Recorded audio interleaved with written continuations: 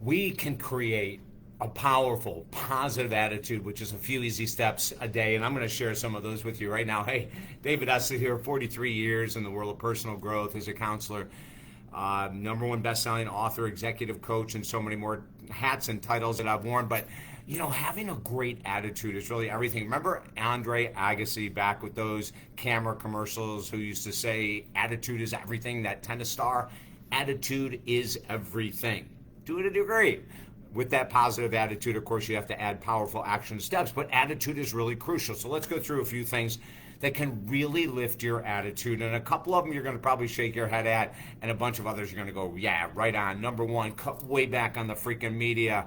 I mean, cut back on all media whatsoever. You see, we have a tendency in the media to use sensationalism to get our attention, and it works really well. It is a matter of fact, the more sensationalistic, the more dopamine hits the brain is getting, the more attached you're getting, and the longer you're going to watch these insanely ridiculous run-over shows. Not too long ago, I was watching this segment on NBA basketball. Draymond Green had stomped on the chest of another player, opposing player, who was on the floor, and it looked horrendous, right? Like, you kept saying, and I love Draymond Green, and I love the Golden State Warriors, and I was thinking, God, what a jerk.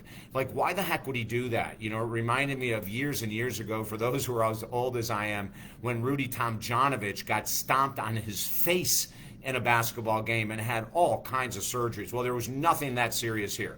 He did step on his chest. The guy continued to play the game. He played the next game. He's still playing. He wasn't injured at all. But on the news, all you saw was this 3-second clip of him stomping. And then they'd replay that, right? Like, they know, the media knows how to hit your dopamine center, to get you attached, to get you emotional. It worked with me. And I like Draymond.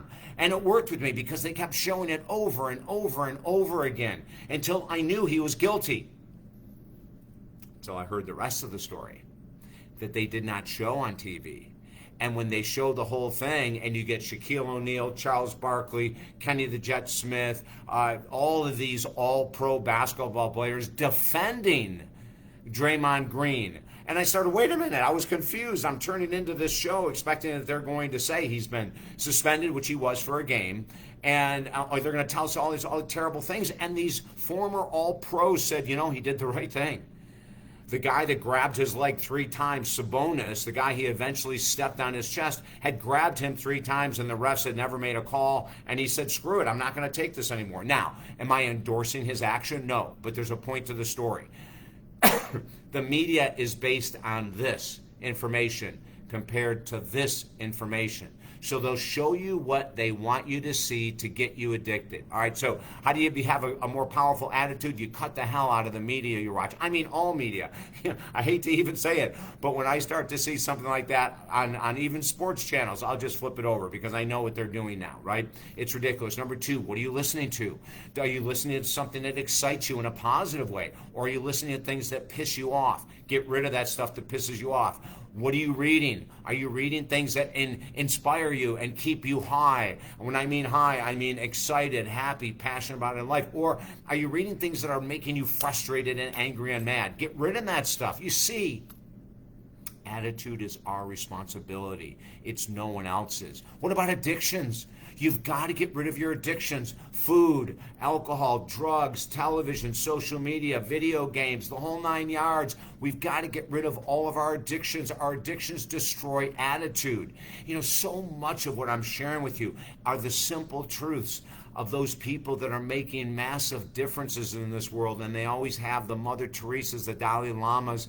They get to a place where they realize that their attitude is crucial. Next, who are you hanging out with? Are you hanging out with conspiracy theorist people? Are you hanging out with gossipers? Like, who is your fan base? Who is your gang? Who is your troop? Who is your tribe? If you look around, and I give this exercise to everyone, you write down the names of the people that you interact with most.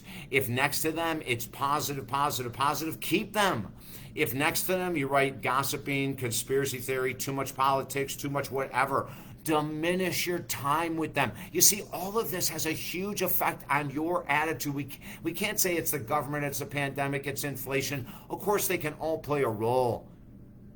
But our choices are the biggest role. If you need help with anything, getting rid of addictions, learning how to diminish by 90% your interaction with certain friends that constantly pull you into unhealthy communication, unhealthy conversations, let me help you. TalkDavid.com, DavidEssel.com. We've got scholarships going on right now because of inflation. We've got all kinds of ways to help, but listen, rewatch this video, share it, talk to people, because we have more control over our attitude than we could ever imagine. That's good news of the day. I'm David Essel. I'll look forward to talking to you soon.